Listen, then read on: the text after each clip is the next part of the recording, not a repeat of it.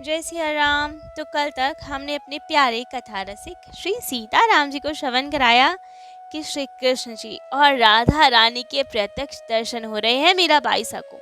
सारी उनकी पुरानी पूर्व जन्म की स्मृतियां लौट आई हैं। वे याद आ गया है उन्हें कि वे कौन थी। वे माधवी थी। किसके कारण कैसे उन्हें कलयुग में जन्म लेना पड़ गया, सब याद आ गया। विरह और बढ़ गया श्री कृष्ण जी से मिलने का, उनके दर्शन पाने का। अपनी भूल की याद आई, पश्चाताप होने लगा, रोने लगी बहुत कि बस प्रभु और कितना सहना है। अब तो श्री कृष्ण जी ने सर पर हाथ रखा और कहा, सारा पश्चाताप हो गया है तुम्हारा अब, लेकिन शरीर का तो प्रारब्ध होता है ना। अकेले ही सारी भक्ति ले लोगी, बाकी वैष्णवों को कुछ ज्ञान नहीं दोगी, सत्संग नहीं दोगी, तो कुछ समय और रुको, थोड़ा समय और कलयुग में रहो, सबको सत्संग प्रदान करो, सब में भक्ति का जागरण करो, उसके बाद हमारे पास आना। और कह के ही अब सब अंतर ध्यान। मीराबाई जी अपने कक्ष में उठी और खूब रोई। कहाँ गए मेरे राधा माधव, खूब विलाप कर रही हैं। सबने पूछा कि क्या हुआ। देखा चंपा दासी नहीं वहां। श्री कृष्ण जी ने कहा उन्हें मीराबाई सा को जाते जाते कि चंपा को हम वापस ले रहे हैं अब अपनी सेवा में। अब इनके बिना रहो तुम, और कुछ समय में तुम भी वापस हमारे पास आ जाओगी, चिंता ना करना। तो अब चंपा दासी तो लीला में मिल गई। यहीं तक का साथ था उनका, बाकी दासियां इनके साथ थी। तो अब तो विरह बढ़ता जाए। कृष्ण जी ने कहा उन्हें कि अब चिंता ना करो, दिन में खूब सत्संग प्रदान किया करो वैष्णवों को, और रात्रि में ललिता सखी आ जाए करेंगी तुम्हें हमारी लीला में ले जाने। रोज रात्रि जो कृष्ण जी की लीला होती, जहाँ लीला होती, वहीं पे ललिता सखी उन्हें ले जाती, खूब दर्शन कराती, खूब आनंद रहता। कभी कभी बरसाना आ जाती, वहाँ होली के अवसर पे, सावन के अवसर में खूब उत्सव मनाती, वहाँ उनकी लीलाएं चलती। खूब होली में प्रत्यक्ष लीला की अनुभूति होती। श्री कृष्ण जी राधा रानी के साथ होली मनाती, सावन का झूला झुलाती, पद सुनाती, खूब आनंद था। लेकिन विरह भी था कि कब बुलाएंगे, अब बहुत हो गया कलयुग में रहना। उस समय तो वृंदावन का दर्शन कोई यात्री करने जाए, बिना मीराबाई जी के दर्शन किए तो यात्रा अपूर्ण। खूब सत्संग देती। केवल यात्री ही नहीं, एक बार तो स्वयं अकबर और तानसेन भी आए मीराबाई जी के दर्शन करने भेष बदल के। लेकिन ठाकुर जी तो मीराबाई को सब जना दे। मीराबाई जी पहचान गई उन्हें। तानसेन ने पूछा भी और अकबर ने कि हमें कैसे ठाकुर जी के दर्शन होंगे, हमें भी तो बताएं। तब मीराबाई सा ने अकबर को उपदेश दिया। कहा उनसे कि मासूम लोगों को सताना बंद करो, गो हत्या पे रोक लगाओ, जबरन किसी का धर्मांतरण करना बंद करो, ठाकुर जी मिल जाएंगे। संतों द्वारा सुनी कथा के अनुसार अकबर, वैसे तो वहाँ पे उनकी धर्म में मूर्ति पूजा नहीं होती, चित्रपट पूजा नहीं होती, परंतु अकबर के समय में इतने संतों के दर्शन हुए उन्हें। तुलसीदास जी महाराज, सूरदास जी महाराज, मीराबाई जी, हरिदास जी, कुंभन दास जी, बहुत संतों के दर्शन हुए। इस मामले में तो बहुत भाग्यशाली था अकबर, खूब संतों के दर्शन हुए उन्हें। तो वैसे उनका जो इबादत खाना पूजा घर होता था, वहां बुत पूजा नहीं होती थी, मूर्ति पूजा नहीं होती थी, परंतु एक मीराबाई जी और एक हरिदास जी, इन दोनों के चित्र वहां अकबर के पूजा घर में थे। इतना मानता था अकबर इन्हें। तो अब ऐसे ही मीराबाई जी भजन पूजन सत्संग करते करते हो गई 60 वर्ष की। खूब लीला का दर्शन करने लगी। एक दिन के बाद एक दिन फिर चंपाकलता जी आई मीराबाई सा के पास। मीराबाई सा देखे अति प्रसन्न कि चंपा दीदी आई है तो अवश्य हमें लिवाने आई होंगी, लेने आई होंगी। प्रणाम आदि किया। कहा कब मिलेंगे ठाकुर जी, हमें कब ले जाओगी हमें नित्य गोलोक में। चंपा दासी ने कहा समय आ ही गया, बस ठाकुर जी का संदेश लाई हूँ तुम्हारे लिए। अच्छा, मेरे स्वामी ने, मेरे बीत ने संदेश भिजवाया है, बताओ क्या चाहते हैं वे, क्या आज्ञा है, क्या पालन करूं मैं आज्ञा का। तब तो चंपा जी ने कहा कि अब वृंदावन वास हो गया, अब आप द्वारिका की ओर जाएं, वहीं से आपका गोलोक में प्रवेश होगा। मीराबाई साहब सुन के तो बहुत दुखी।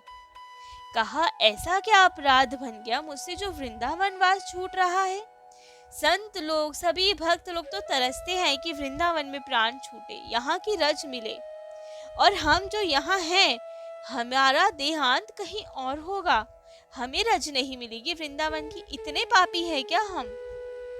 लेकिन अब चंपा जी ने समझाया, नहीं नहीं, पापी वाली बात नहीं है, परंतु भक्त के, साधक के भावा अनुसार ही उसका लीला प्रवेश होता है। आपका ठाकुर जी के प्रति पति भाव है, आप उन्हें अपना पति मानती है ना? पिछले जन्म में भी, माधवी के स्वरूप में भी आपने द्वारिकाधीश जी की चाह की थी। आपने ऐसा भाव किया था कि यदि मैं भी द्वारिकाधीश की पत्नी होती तो सदा उनके साथ रहती। तो इसीलिए उसी भाव के अनुसार आपको द्वारिका जाना है, क्योंकि द्वारिकाधीश की प्राप्ति होनी है आपको। वृंदावन में कृष्ण जी की पत्नियां थोड़ी रहती हैं, यहाँ तो गोपियां रहती हैं, केवल सखियां रहती हैं। पत्नी तो उनकी द्वारिका में रहती है। इसी भाव से, उसी भाव की प्राप्ति के लिए आप द्वारिका जाएं, वहीं आपको ठाकुर जी की प्राप्ति होगी। अब तो जब मीराबाई जी को सब समझ आया तो सुबह बहुत विलाप करते हुए वृंदावन को छोड़ के जाना पड़ रहा है। आज मन बहुत दुखी है, लेकिन आज्ञा हो गई तो जाना भी आवश्यक है। सब सामान लिया, सखियों को, अपनी दासियों को बताया और चल दी द्वारिका की ओर। पैदल जा रही हैं आज, खूब पद गाते हुए, रोते हुए, अपने ठाकुर जी को याद करते हुए जा रही हैं। 4 महीने में पैदल पैदल पहुंची द्वारिका जी। वहां जाके अब सब जगह दर्शन किए, सब तीर्थों, सब स्थानों को खूब प्रणाम किया, परिक्रमा की। द्वारिकाधीश के स्वयं के बिल्कुल साक्षात दुल्हा स्वरूप में ही दर्शन हुए मीराबाई साहब को। खूब आनंद रही। सोचा गया दासियों द्वारा कि इनके लिए कुछ घर की व्यवस्था करें, परंतु मीराबाई जी तैयार नहीं हुई। वहां पे संगम घाट है एक, गोमती जी के तट पे, उसी संगम घाट पे रहती। कहती, यहाँ पे समुद्र और गोमती जी का संगम हो रहा है ना, बहुत सुंदर। इन्हीं को देखकर मुझे मेरे और ठाकुर जी के, अपने पति के संगम की याद आती रहेगी, तो हम यहीं रहेंगे। वहीं रहती, खूब भजन पूजन करती। विरह और बढ़ता गया कि अब इतने पास आ गई हूँ, अब तो द्वारिका मेरा ससुराल है ना। जब मेरे पति गिरधर लाल हैं, द्वारिकाधीश है, तो ये ससुराल है मेरा। लेकिन स्वामी की प्राप्ति कब होगी, कब आएंगे वे? रोज प्रतीक्षा करती, आज नहीं आ पाए, शायद कल आएंगे। तो रोज प्रतीक्षा करती, रोज विरह बढ़ता, कब आएंगे ठाकुर जी, कब आएंगे मेरे द्वारिकाधीश मुझे लेने। कहा था अब कुछ ही दिन रह गए, कब होंगे वो कुछ दिन पूरे, कब आएंगे द्वारिकाधीश मुझे लेने। यही विरह बढ़ता जा रहा उनका। तब तो एक दासी ने कहा, अरे बाई साहब, आप गोमती द्वारिका में रहती है ना, आपको तो पता है ना, गोमती द्वारिका तो कार्यालय है श्री कृष्ण जी का। पत्नी कार्यालय में थोड़ी रहती है, घर में रहती है, तो इसलिए यहाँ नहीं आते होंगे आपसे मिलने। आप चले बेट द्वारिका, वहां पे मिलेंगे आपको कृष्ण जी। मीराबाई से ने कहा, अरे हाँ, ये तो मैं भूल ही गई, पत्नी का स्थान तो निज महल में, कार्यालय में थोड़ी। तो चलो, अब तो तैयार हुई भेट द्वारिका जाने को। रास्ते में पड़ा गोपी तालाब, जहाँ से गोपी चंदन आता है। गोपी चंदन किसी फैक्ट्री में नहीं बनता, गोपियों की चरण रज है, गोपी तालाब की रज है, जहाँ गोपियों की चरण रज मिलती है। तो वहीं से वो चंदन आता है जो सब वैष्णव अपने मस्तक पे धारण करते हैं गोपी चंदन के नाम से। तो वहीं की रज होती है, गोपियों की चरण रज होती है वो। तो वहां पे गई, गोपी तालाब को प्रणाम किया, पूरी वहां की रज अपने शरीर पे लगाई, खूब आनंद में रही। वहां पे आसपास सभी नागेश्वर नाथ आदि सभी स्थानों के दर्शन किए और चल दी भेट द्वारिका की ओर। अब तो वहां मीराबाई जी का विरह देख के दासियों से ना रहा गया, बहुत दुखी रहने लगी। कहा गया कि द्वारिकाधीश जी तो बहुत कठोर हैं, हमारी बाईसा को बहुत कष्ट दे रहे हैं। तब तो वहां तीर्थार्थियों ने, सबने बताया, संतों ने, कि इनका मनोरथ कीजिए, सब मनोकामना पूर्ण करते हैं, ये तो बहुत दयालु हैं, कठोर नहीं है ये। तब तो दासियों ने मनोरथ किया द्वारिकाधीश का कि या तो अब हमारी बाईसा को अपने पास बुला लो, या फिर इन्हें स्वस्थ कर दो, हम नहीं दे सकते इनकी ये दशा। क्योंकि मीराबाई साहब की विरह में तो ऐसी दशा हो गई थी, वे अचेत रहती थी। जगती थी तो केवल मारा बीन मारा द्वारिकाधीश कह के कभी दौड़ती, कभी कहती वो आएंगे, कभी फिर बेहोश हो जाती, मूर्छित हो जाती। तो ये सब स्थिति थी, ना ज़्यादा भोजन करना, ना स्नान, कुछ का ध्यान नहीं रहता था। तो ये स्थिति अब दासियों से नहीं देखी गई। मनोरथ किया, उसी मनोरथ के फलस्वरूप एक दिन एक जोगी आए उनके घर। अब तो दासियों ने भिक्षा दी, लेकिन बहुत उदास थी दासियां बाईसा को देखकर। जोगी ने कहा, अरे आप लोग तो बहुत उदास हैं, कोई परेशानी है क्या? तब तो दासी ने बताया, हमारी बाईसा बहुत अस्वस्थ है, क्या करे, कुछ उपचार नहीं। जोगी ने कहा, हमें दिखाओ, हम सबका इलाज करना जानते हैं। मीरा बाईसा के पास उन जोगी को लाया गया। मीरा बाईसा को देखा, उनका सर अपनी गोद में रखा, कुछ दवाई दी, मीरा बाईसा के मुख में डाली। डालते ही मीरा बाईसा को चेतना आई। देखा तो जोगी को देखती कही, मारा बींद मारा बींद। दासियों ने कहा, नहीं नहीं बाईसा, ये द्वारिकाधीश नहीं है, ये तो जोगी है। अच्छा, मुझे तो लगा मेरे बींद आए हैं। नहीं नहीं बाईसा, बींद नहीं है। तब तो बाईसा ने कहा, आप कौन हैं? तब जोगी ने कहा, आपके बींद नहीं भेजा है मुझे, दूत हूँ उनका, द्वारिकाधीश का दूत हूँ मैं। ये सुन के मीरा बाईसा बहुत प्रसन्न, उठ के बैठ गई। कहा, अच्छा क्या संदेश लाए हो मेरे बींद का? तब तो जोगी ने खूब समझाया और कहा, बाईसा, आपकी ऐसी दशा देखकर तो द्वारिकाधीश जी बहुत दुखी हैं, उनसे सहा नहीं जाती आपकी ये दशा। आप नहीं खाती तो वे नहीं खाते, आप पानी नहीं पीती तो वे नहीं पीते, आप रोती हैं तो वे रोते हैं। अच्छा, द्वारिकाधीश जी रोते हैं? और क्या, आप रोएंगी तो वे भी तो रोएंगे। तो बताओ, वो कहते हैं कि आप स्वस्थ रहा करें, प्रसन्न रहा करें, इतना दुखी ना हो, कुछ समय की बात है, वे आ जाएंगे ना आपको लेने। तब तो मीरा बाईसा ने कहा, हाँ। उन्होंने कहा, उनकी आज्ञा है, अभी जाके स्नान करो, भोजन आदि पाओ। मीरा बाईसा ने तुरंत जाके स्नान किया, भोजन प्रसाद पाया, खूब प्रसन्नचित होके बैठी। आज्ञा आई है हमारे बींद की। अब तो दासिया बहुत प्रसन्न की, अरे ये जोगी तो बहुत अच्छा है, कैसी क्या दवाई खिलाई, हमारी बाईसा एक बार में ही स्वस्थ हो गई। अब तो बाईसा ने पूछा, मीरा बाईसा ने, कब आएंगे वो? तब तो उन्होंने कहा, आप थोड़ा इंतजार कीजिए, इतने वर्ष हो गए ना आपको इंतजार करते हुए, कुछ महीने और इंतजार कीजिए। मीरा बाईसा ने कहा, हाँ 65 वर्ष की हो गई हूँ, इतना इंतजार तो किया, लेकिन अब नहीं होता, कोई संबल तो हो ना। तब तो जोगी ने कहा, हम हैं ना, हमें भेजा है ना उन्होंने, आपको कथा सुनाते हैं, उनके बारे में बताते हैं। अब तो जोगी द्वारिकाधीश जी की कथाएं सुनाई, उनके बारे में बताए। मीरा बाईसा पूछे, हमें याद करते हैं कभी, हमारी बात करते हैं? तब तो वो कहे, हाँ, रानी रुक्मणी से आपकी बात करते, आपका नाम पुकारते हैं, मीरा मीरा। ये सुन के मीरा बाई जी बहुत भावुक, प्रेम विह्वल, अच्छा हमारा नाम पुकारते हैं द्वारिकाधीश, हमें याद करते हैं। बहुत अब प्रेम अश्रु बह रहे हैं मीरा बाईसा के, सोच सोच कर ही प्रसन्न कि वो हमें याद करते हैं, हमारा नाम पुकारते हैं। लेकिन अब तो मीरा बाईसा जोगी को जाने ना दे, रोज नित्य नई कथा सुने उनसे और प्रसन्न रहे। रहते रहते 1 महीना हो गया जोगी को। अब तो जोगी ने कहा, बाईसा हमें जाना है, हम रमता जोगी हैं, हम एक स्थान पे नहीं रह सकते। लेकिन मीरा बाईसा कोई ना कोई बहाना करके रोक ले। 2 महीने बीत गए। अब तो जोगी ने निश्चय कर लिया, अब तो बाईसा मुझे जाना ही अपने द्वारिकाधीश जी के पास, उनके बिना नहीं रह सकते। बाईसा ने कहा, लेकिन आप हमें लेके चलो ना, आपने कहा था ना आपको लेकर जाएंगे, तो ले चलो ना। जोगी ने कहा, बाईसा कुछ समय और रुकिए, स्वयं आएंगे ठाकुर जी लेने आपको। अब जोगी जा रहे हैं, मीरा बाईसा उनके पीछे पीछे भाग रही है, मत जाओ, आप मत जाओ, हमें कथा सुनाओ द्वारिकाधीश जी की, हम नहीं रह सकते उनके बिना। इतना भागी, जैसे ही पकड़ने वाली थी, अब तो जोगी अंतर ध्यान, उनके स्थान पे स्वयं द्वारिकाधीश जी प्रकट। ये देख के मीरा बाईसा तो हक्की बक्की, अरे ये तो मेरे बींद ही थे, छल करके रह रहे थे मेरे साथ, अब मत जाओ आप मुझे छोड़कर, लेके जाओ मुझे। लेकिन द्वारिकाधीश जी कहाँ रुकने वाले, वे तो अंतर ध्यान। विरह और बढ़ गया मीरा बाईसा का, और रुदन करने लगी। सब छोड़ दिया, खाना पीना छोड़ दिया, अपने बाल नोचने लगी कि कहाँ गए मेरे बीन। मैं पहचान नहीं पाई, रोक नहीं पाई। इतना विरह देखकर तो अब रुक्मणी जी से नहीं रहा गया। एक दिन मीराबाई सा समुद्र के तट पे बैठी हुई थी, याद कर रही थी, रुदन कर रही थी। तभी उन्होंने देखा समुद्र के बीच में से एक दिव्य द्वारिका राज्य प्रकट हो रहा है, स्वर्णमयी प्रकट हो रहा है, मणि जड़ित है।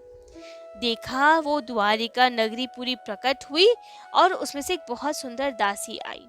मीरा बाईसा के पास आके कहा, बाईसा चलिए। कहाँ चले? रानी रुक्मणी ने बुलाया है आपको।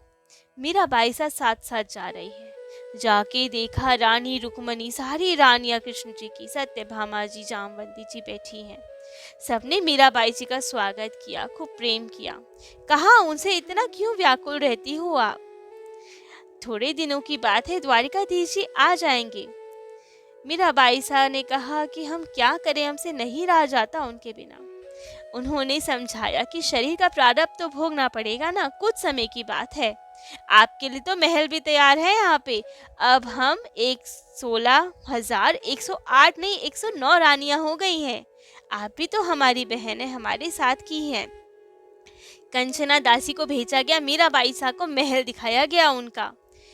अब तो मीराबाई साहब बहुत प्रसन्न। सभी रानियों ने मिलकर मीराबाई साहब का अभिषेक किया, उपटन लगाया, खूब सुंदर श्रृंगार किया, सुंदर पोशाक पहनाई, आभूषण पहनाए। अभिषेक होते ही मीराबाई साहब जो 65 वर्ष की थी, जगह जगह चोट लगी थी क्योंकि विरह में इधर उधर भागती थी, गिर पड़ती थी, झुर्रियाँ पड़ गई थी, बाल सफेद हो गए थे, नोच भी लिए थे बाल, वो सब अभिषेक होते ही सही हो गए। 15 वर्ष की कन्या बन गई मीराबाई साहब, तो वैसा ही स्वरूप हो गया। सुंदर लंबे केश आ गए, नए घुंघराले केश, स्वरूप सुंदर हो गया।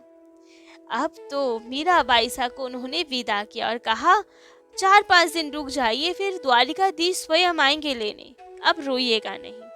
मीराबाई साहब वापस समुद्र तट पे, सब देख के हैरान मीराबाई साहब का स्वरूप कि ये कैसे हुआ, इतना दिव्य स्वरूप कैसे हो गया। तो मीराबाई साहब ने सब कथा बताई। लेकिन अब रहते रहते 1-2 दिन बीते, तभी उन्होंने क्या देखा, एक दिन तो चित्तौड़ के राजपुरोहित आए, साथ में 2-3 बालक।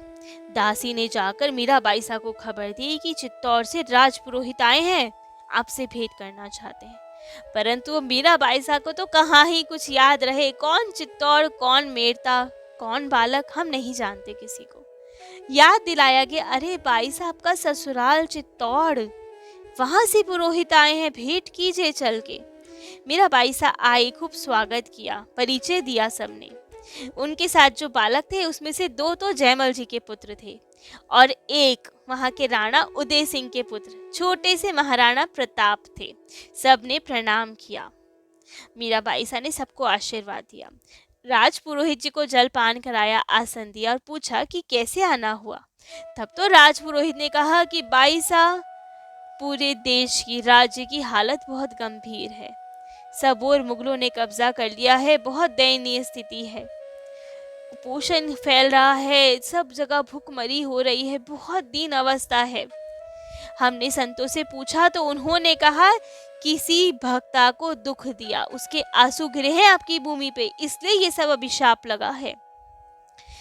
नारी को बहुत अत्याचार हुआ यहाँ, इसलिए ये सब हुआ। भाई साहब, आपके साथ बहुत अत्याचार हुआ ना, इसलिए ये सब हो रहा है हमारे राज्य में। अब आप कृपा करें, वापस चले चित्तौड़, अपने राज्य धर्म को निभाए, राष्ट्र धर्म को निभाए, मातृभूमि के लिए इतना कीजिए, वापस चलिए चित्तौड़। आपके चलने से ही सब ठीक हो पाएगा, नहीं तो सर्वनाश निश्चित है। लेकिन अब मीराबाई सा रो पड़ी, नहीं नहीं, अब कहीं नहीं जाऊंगी यहाँ छोड़कर, अपने बींद को, अपने ठाकुर जी को छोड़ के कहीं नहीं जाऊंगी। उन्होंने कहा, आपके बिना नहीं सब सही होगा, आपको सबने दुख दिया ना, एक भक्त को दुख दिया, उसका हृदय द्रवित हुआ, दुख पचा उसके हृदय को, इसीलिए ये सब हो रहा है। अब आप नहीं चलेंगी तो कैसे ठीक होगा। मीराबाई साहब ने कहा, नहीं, मैं अपनी पूरी जीवन के भजन का फल तुम लोगों को देती हूँ, आशीर्वाद देती हूँ, खूब फूलोगे फलोगे, सब जगह समृद्धि होगी, मेरा पूरा भारत, पूरा राज्य सब सुखमय हो जाएगा, लेकिन मुझे मत लेके जाओ। राज पुरोहित लेकिन हट पर अपनी पगड़ी मीराबाई सा के चरणों में रख दी और कहा, वचन देके आए हैं, आपको लिए बिना नहीं जाएंगे। अनशन पे बैठ गए वे लोग, आज तो आपको मनाकर लेकर ही जाएंगे। लेकिन मीराबाई सा कहाँ माने, नहीं माना। अपने भजन पूजन में लगी, अपने गोविंद के सामने जाके रोने लगी कि ये क्या परीक्षा है, और कितना भटकाओगे, क्यों भेज रहे हो मुझे यहाँ से नहीं जाना। अब केवल यहाँ से जाऊंगी तो आपके धाम में आऊंगी और कहीं नहीं। 2 दिन बीते, 3 दिन बीते, 4 दिन बीते, 5 दिन हो गए।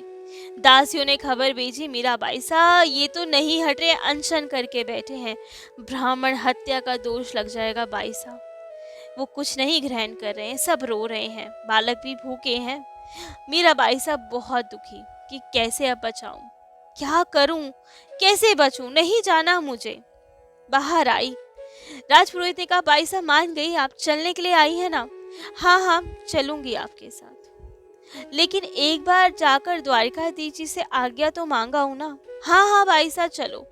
मीराबाई साहब रोती हुई अपना तानपुरा उठाया, दौड़ती भागती हुई जा रही है द्वारिकाधीश जी की ओर। पद गा रही हैं, खूब रो रही हैं। सजन सुधी जो जान्यो त्यो लीजे, तुम बिन मारो और न कोई, कृपा रावरी कीजे।